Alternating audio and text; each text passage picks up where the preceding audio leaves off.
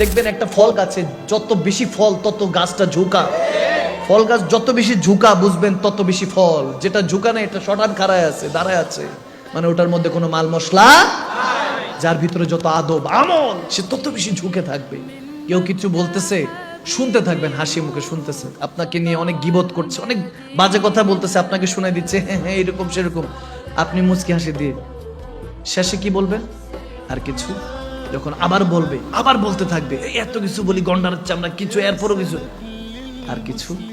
যখন শেষ বলার কিছু নাই, তার পিঠের মধ্যে এমনি মালিশ কেউ, এত টেনশন নিও, এত নিজেকে তাকলিফ দেওয়ার দরকার, শান্ত হোক বলে চলে যাবে, বেচারা ভিতরে ভিতরে শেষ। ঠিক কিনা? এভাবে জিততে হয় দুনিয়া।